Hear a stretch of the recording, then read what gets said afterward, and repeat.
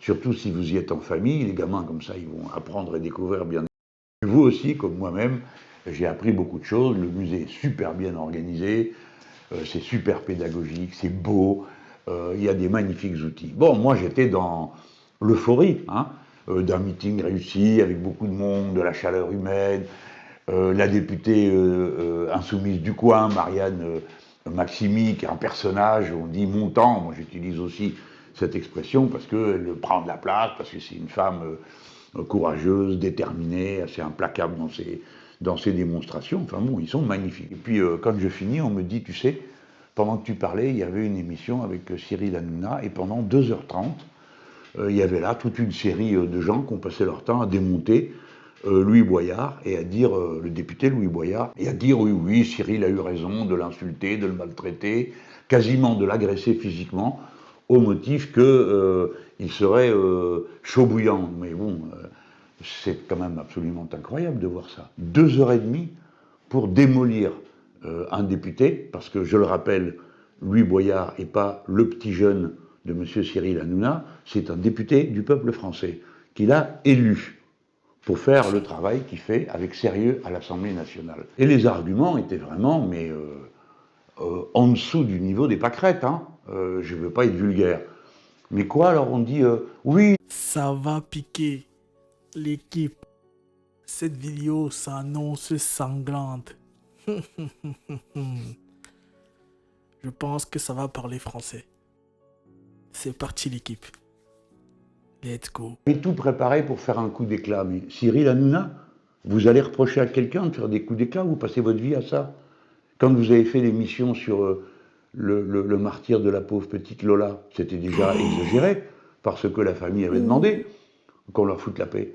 Mais vous l'avez quand même fait. Et puis le lendemain, vous vous êtes vanté de l'avoir fait en publiant vos audiences. Dans cette circonstance, vous êtes comporté d'une manière qui est humainement tout à fait honteuse. Et il parle français.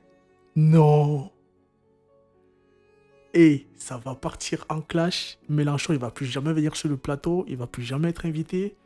Ou bien s'il est invité, frère, on va briefer les équipes. Attaquer-le de partout. Il faut le détruire.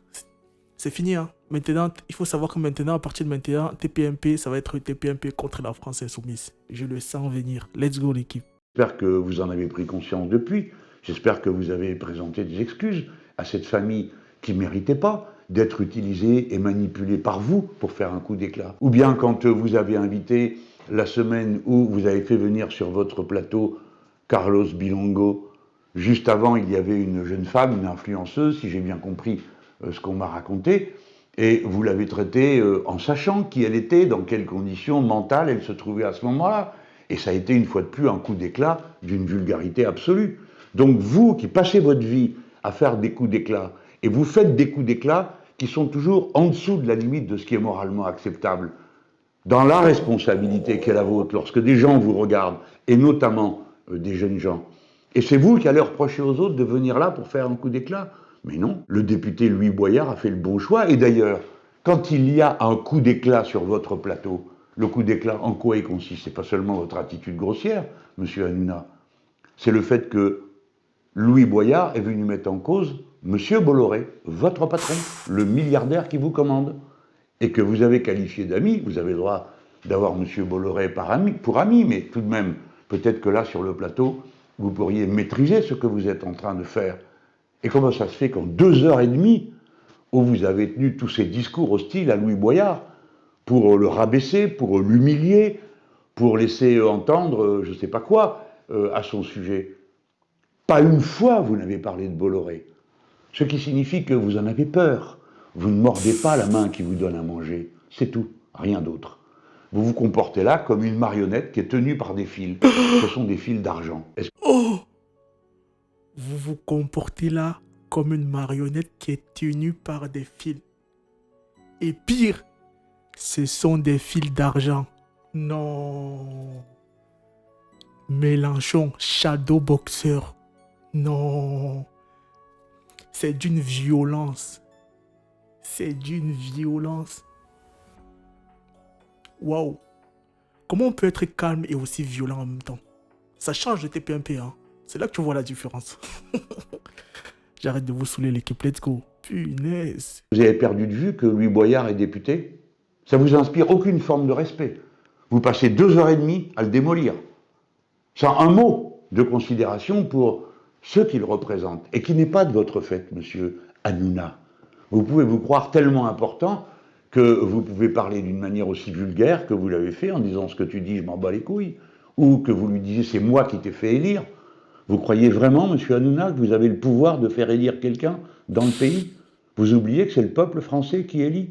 Vous oubliez que ce sont les programmes qui permettent d'être élus. Quand une section du peuple français décide d'élire un jeune homme qui à l'époque avait 21 ans, vous croyez qu'il le fait pourquoi? Parce qu'il adhère à sa personne? Non, il le connaît à peine. Il ne le connaît pas. Ils adhèrent à un programme. Vous avez aussi du mépris pour ça. Vous croyez que les citoyens votent parce que vous, en faisant vos pitreries, vous les pousseriez, vous mettriez en valeur. Mais allez présenter M. Nolot, où vous verrez, et vous verrez s'il ne se prendra pas une bâche électorale. Mais oui, c'est comme ça. Désolé l'équipe, désolé. En fait, j'ai tellement envie de laisser dérouler, mais je peux pas, vous connaissez sinon YouTube. Mais c'est trop. C'est trop. Qu'est-ce que vous voulez que je rajoute? Tout y est. C'est trop. Non. Et il va y avoir un clash. La semaine prochaine va être d'enfer. Oh là là là là là là. Punaise. Monsieur Cyril Hanouna. Et le coup d'éclat, c'est le coup d'éclat positif que fait Louis Boyard lorsqu'il met en cause un des 9 propriétaires qui, dans ce pays, parce qu'ils sont milliardaires, possèdent 90% des médias. Tant et si bien que nous autres de la grande famille de gauche, nous n'avons plus un seul média télévisuel de notre côté, ni radio, ni télé. À chaque fois, nous y sommes invités quasiment par effraction, et nous sommes obligés de nous dépêtrer et d'aller à ces endroits-là pour porter les messages qu'ont les nôtres. Nous sommes hostiles au fait qu'il y ait 9 personnes qui possèdent 90% des médias. Et parmi ceux-ci, il y a votre patron. Donc, Louis Boyard, au nom de la liberté de pensée du peuple français, a bien fait de venir chez vous, sur le plateau de télé de Bolloré, pour dire ce qu'il pense de M. Bolloré. Et vous savez, M. Hanouna, cette semaine en commission va passer une proposition de loi qui est portée aujourd'hui par Clémentine Autain et par Sarah Legrain. Toutes les deux contre la concentration de la presse. Vous n'en avez pas parlé une seule seconde pendant votre émission, de 2 heures et demie contre Louis Boyard. Donc vous n'êtes même pas au courant, vous ne faites même pas l'effort de vous renseigner, de savoir dans quel monde vous vivez. Vous vous contentez d'être là et de faire des coups d'éclat. Vous savez pourquoi je suis... Je coupe vite fait. Dans un premier temps, il se renseigne, il sait tout ce qui se passe. Hein? Il sait tout ce qui se passe. C'est un bosseur, Cyril. Il donne l'impression d'être bête, mais c'est un mec très intelligent et très bosseur. Et qui contrôle tout. C'est le genre de mec qui aime avoir le contrôle sur tout. Maintenant, pour revenir, je voulais dire quoi? Oui, la vidéo sur Bolloré, je réagis. Elle sort demain. La vidéo est déjà prête, je l'ai programmée. Elle sortira là demain. La vidéo sur Bolloré, ce que Bolloré fait en Afrique. Ok, j'ai réagi à une vidéo parce que le temps que je prépare ma vidéo à moi, ça prend un peu plus de temps vu que j'ai pas beaucoup de temps. J'ai vraiment très peu de temps, donc c'est assez galère pour moi d'avoir le temps avec tous les soirs des vidéos TPMP et préparer la vidéo sur la France-Afrique. Donc en attendant, je réagis à une vidéo faite déjà par quelqu'un d'autre, ok? Elle sortira demain ou peut-être le même jour, je sais pas encore. Bref, restez, ce sera sur la chaîne secondaire dans tous les cas, sur cette chaîne-ci. Let's go. Vos émissions, monsieur Hanouna. Parce qu'on m'avait dit, ce monsieur, il vous donne la possibilité de parler à tout le monde. Voilà pourquoi j'y suis venu. Et vous savez pourquoi mes amis vont partout et pourquoi il n'est pas question pour eux de boycotter telle ou telle émission? Parce que ça voudrait dire que les autres sont plus respectables. Elles le sont souvent. C'est pas très difficile d'être plus respectable que la vôtre. Vous avez donné 52% de votre temps à l'extrême droite. Donc, quand nous venons chez vous, nous savons que nous sommes par effraction sur un plateau favorable à l'extrême droite. Vite fait l'équipe, désolé, vite fait. C'est pour rebondir là-dessus. Par rapport à ce qu'il vient de dire là, dans la description, vous aurez un lien où vous pourrez aller vérifier ce qu'il vient de dire.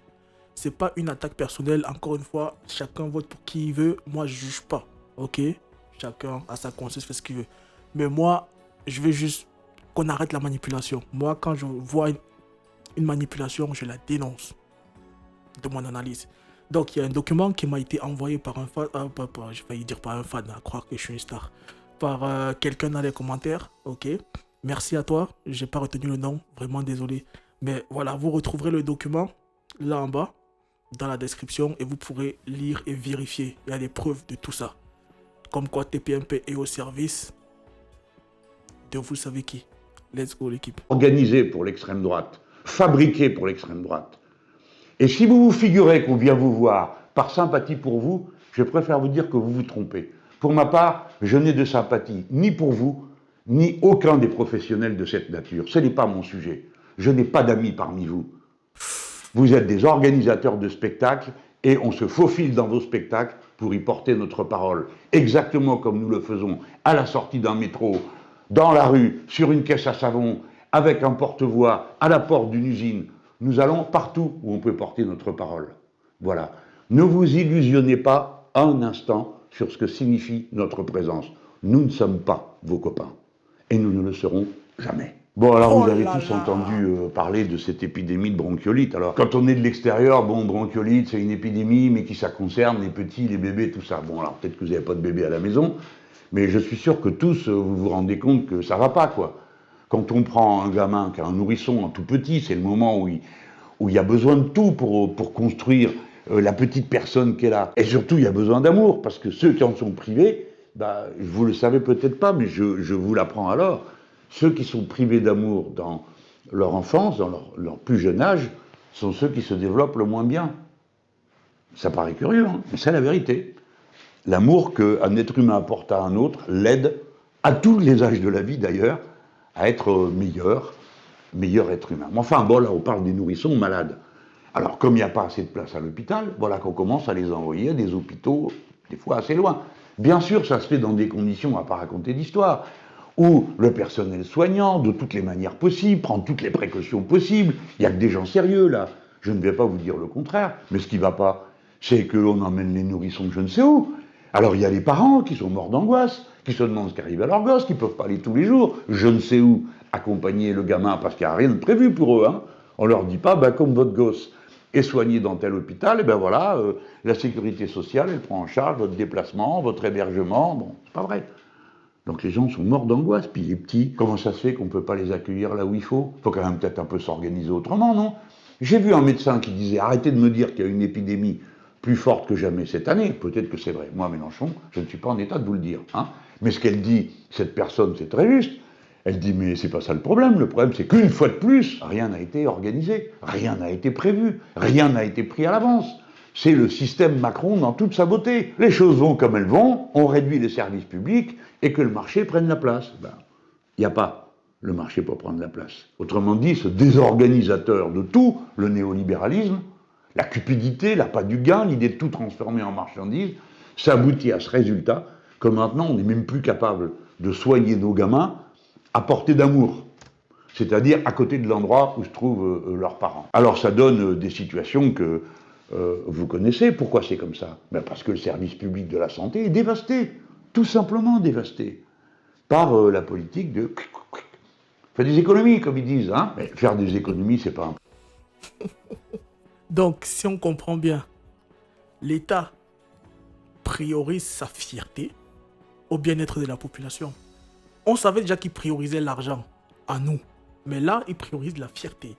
Au lieu de réintégrer les médecins, les infirmiers, tout ça, ils préfèrent continuer à se mentir à eux-mêmes, parce que nous, on est plus dupes, hein, à se mentir à eux-mêmes, et du coup, nous, on continue à souffrir de ne pas pouvoir être traités convenablement. Bref, l'équipe, let's go. Politique, ça veut rien dire. Économie de quoi? On n'est pas au service d'un budget, on est au service des êtres humains. Vous expliquez, vous, pourquoi on a encore fermé 10 000 lits depuis 2000? Pourquoi ils ne se posent pas la question de savoir pourquoi les gens ne sont pas candidats au métier du soin aujourd'hui? Pourquoi? Parce que c'est mal payé, parce que vous êtes maltraité. Et non seulement vous êtes maltraité au travail, mais on vous met dans des conditions telles que souvent les soignants ont l'impression qu'eux-mêmes sont en train de maltraiter des malades. Ils le disent. Il faut regarder ces réalités-là en face. Je vous donne des chiffres, il paraît que dans ce pays, les choses ne sont vraies que si on dit des chiffres. Alors, 10% de postes vacants dans l'ensemble du secteur hospitalier, public et privé. C'est ce que je viens de vous dire. Alors, on ne comprend pas. Pourquoi? C'est mal payé, les gens sont maltraités. Et ils ont le sentiment qu'ils ne pourront pas faire le métier correctement. Résultat, 10% de moins. Mais ça va continuer. 13% des étudiants infirmières ont abandonné après 2 mois en 2021. Pourquoi? Vous croyez que ces jeunes femmes, ces jeunes hommes n'étaient pas en état de comprendre, d'apprécier le métier pour lequel ils s'étaient d'abord sentis une vocation? Mais c'est qu'une fois qu'ils ont commencé, ils ont compris de quoi il s'agissait. Et ils ont compris que ce n'était pas le beau métier qu'ils s'imaginaient qu'ils allaient faire, mais que ce serait tout autre chose, où on passerait son temps à courir après les moyens de travailler. 30% des nouveaux diplômés, infirmiers et infirmières, abandonnent dans les 5 ans. Alors, pourquoi? Mais ça, c'est des questions politiques. Quand ces gens qui dirigent ce pays vont-ils comprendre que le peuple français, qu'une population, c'est composé d'êtres humains? Vous le comprenez, ça, monsieur Macron? D'êtres humains. Voilà, vous avez pensé à tout. L'équilibre budgétaire, le ceci, le cela. Ça ne marche pas très fort, d'ailleurs, votre affaire. Mais pas un moment on vous entend dire, c'est des êtres humains. Non, on vous a entendu dire, si tu veux du boulot, t'as qu'à traverser la rue, feignant. Feignant, vous ne l'avez pas dit, mais vous l'avez pensé tellement fort qu'on l'a tous entendu. Et puis vous dites, dans les gares, il y a ceux qui sont rien, qui sait qu'est rien. Personne n'est rien. Tout le monde peut faire quelque chose d'utile à toute la communauté. J'ai repris ces vieilles paroles. Pourquoi? Parce que je crois qu'elles éclairent quelque chose d'une pensée. Stop, on va d'abord s'arrêter là, l'équipe. Dans un premier temps, qu'est-ce que vous pensez de la première partie? Ok, la partie où il parle de Louis Boyard et de Cyril Hanouna, l'équipe. En commentaire, s'il vous plaît. Maintenant, pour revenir sur cette histoire de médecin, moi, je me souviens quand j'étais petit, le métier le plus sûr au monde, oui, je pense même au monde, le métier le plus sûr, c'était d'être médecin. Quel parent ne voulait pas que son fils soit médecin? Je ne sais pas si ça existait.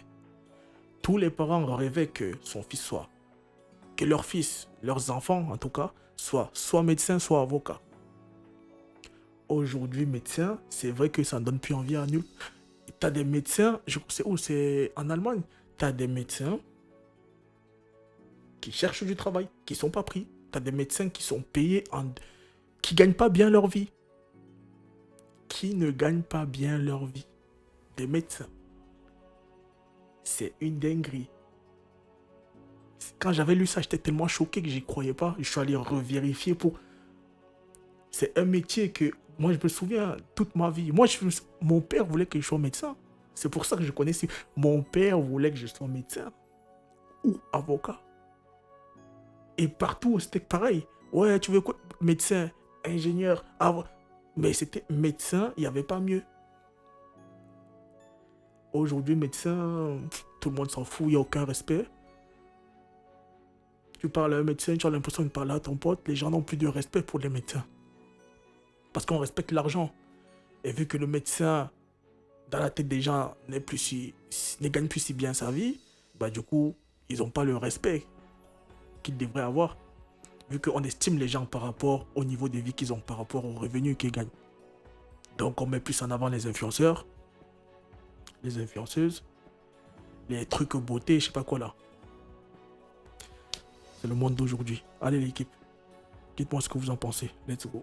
Ce n'est pas seulement la vôtre, monsieur Macron, qui est celle de toute votre classe sociale. Vous méprisez les autres, parce que vous pensez qu'ils sont interchangeables. Les seuls qui ne sont pas interchangeables, c'est vous.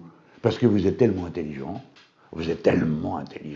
Regardez le patron de Total, M. Pouyanné, tellement intelligent, qui peut gagner en une seule journée le salaire annuel de 1000 ouvriers. Qu'est-ce qu'il est important? Quelle décision il a prise? Très importante. Moi, ce M. Pouyanné, je ne le connais pas. Et puis, c'est pas le sujet pour moi, c'est pas une relation personnelle. Mais enfin, lui-même ne se pose pas de questions.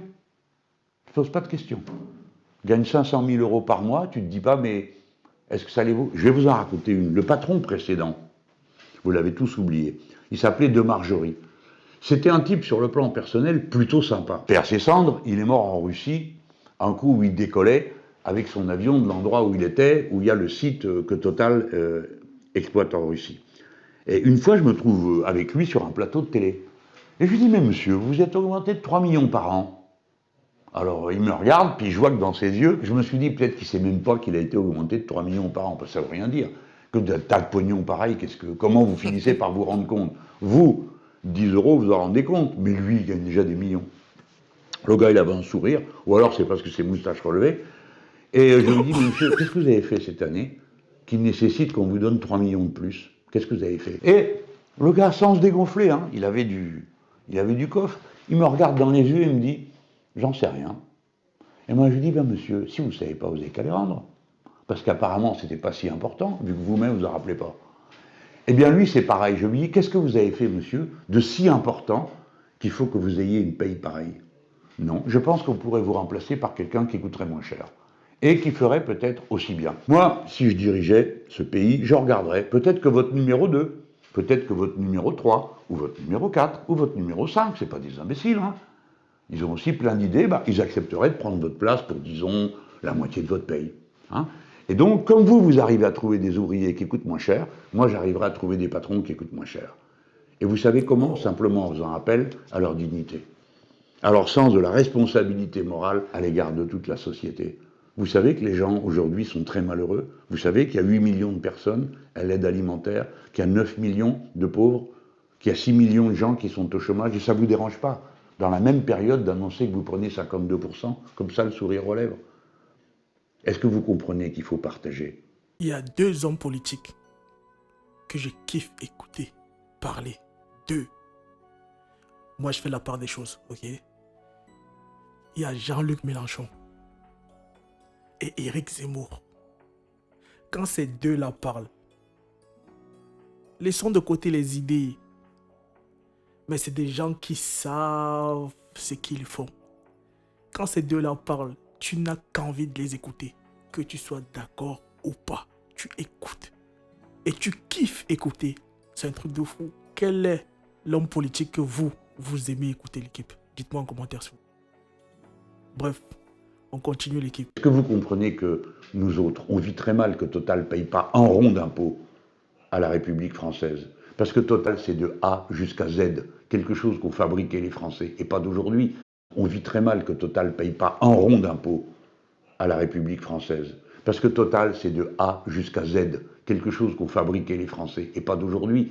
Ça commence sous François Ier, la Compagnie des huiles des Indes, et ça s'est continué à travers l'histoire. Tout ça nous appartient, M. Pouyanné, à nous autres, le peuple français, pas à vous. Pas seulement à vos actionnaires. Ça appartient au peuple français. Alors il faut partager. Vous devrez impérativement partager. Le président de la République actuelle, il ne vous demande rien. Ça vous arrange?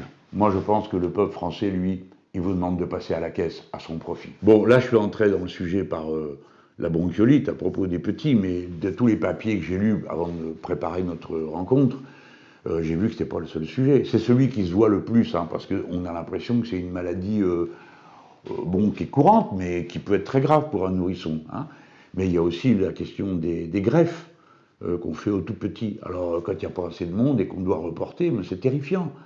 Ou bien il y a ceux qui ont des problèmes de traitement du diabète, que sais-je encore, d'autres maladies qui sont là sur les tout-petits et qui nécessitent qu'on intervienne tout de suite. Et à cause de la désorganisation qui est de l'exclusive responsabilité du gouvernement, eh bien souvent on doit reporter, souvent on doit faire dans d'autres conditions qui peuvent être plus pénibles. Et pour tout le monde c'est terrible, pour les parents, heureusement pas pour les nourrissons, les choses sont bien faites, sauf si on retarde trop ce qu'il y a à faire. Et puis pour les soignants, n'oubliez jamais ça. Hein. Les pédiatres, les médecins pédiatres, les infirmiers, les gens qui travaillent, c'est des gens qui aiment leur métier, qui savent, eux, ce qu'ils ont dans les mains. Vous vous rendez compte? Ils savent que ce sont des nourrissons, que c'est la personne humaine de demain. Ils le savent tous très profondément. Donc chaque fois qu'ils sont placés dans des conditions ubuesques, ils souffrent, ils sont mal. Parce que c'est pas ça qu'ils voulaient, c'est pas pour ça qu'ils ont fait ce métier. Ils ont choisi ce métier pour le faire bien, et ils le font bien, quoi qu'il arrive, ils tâchent de le faire. Mais il ne faut pas leur mettre les conditions telles qu'ils n'y arrivent jamais. Voilà, je voulais vous le dire aussi, pour que vous ayez une pensée pour eux, en vous disant qu'on leur doit beaucoup. Pas comment je me suis débrouillé, moi j'avais décidé que j'étais en retrait. Alors et puis pour finir, ils m'ont rempli mon emploi du temps, j'arrête pas de courir partout exactement, comme si on était en campagne. Mais bref, alors, il y a un truc qui me dérange. C'est que ces hommes-là parlent tellement bien, ok? Mais ils sont tellement hypocrites. Un mec comme Jean-Luc Mélenchon, c'est bien ses idées. Moi, je suis d'accord avec certaines de ses idées. Tout comme je suis d'accord avec certaines idées d'autres hommes politiques et femmes. Là, ce qui me dérange, c'est que c'est pas sincère. C'est de la politique, quoi. C'est pas sincère. Ils ont un avatar client. Ils se focalisent dessus. Quel est le problème? Comment résoudre le problème? Enfin, quel est le problème que ces gens ont? Quelle solution leur apporter? Alors, je joue dessus. Mais tu sens qu'il n'y a pas de sincérité. Enfin, ce truc-là, ça se sent. Enfin, moi, des fois, j'arrive à le sentir. Il n'y a pas de sincérité. Il parle bien, il défend bien ses trucs, il fait truc, il est puissant, c'est un clasheur né, je kiffe. Mais, sincérité, zéro. C'est une mascarade, tout ça. Tous autant qu'ils sont. Bon, bref, l'équipe. Dites-moi ce que vous en pensez. Dites-moi ce que vous avez pensé de la première partie de la vidéo. Et puis vous mettez un petit 2. Vous me dites ce que vous pensez de la deuxième partie de la vidéo. Première partie, c'était Louis Boyard, tout ça. Et ici, il parle des hôpitaux, des soignants, tout ça, et la politique. Allez, l'équipe. Merci. On se retrouve du coup sur la chaîne principale. Parce que là, je vais réagir à la réponse de Cyril Hanouna. Donc, retour sur la chaîne principale. Pour écouter la propagande d'Hanouna. Le clash sûrement, à mon avis. On va aller voir ça. Let's go. Merci.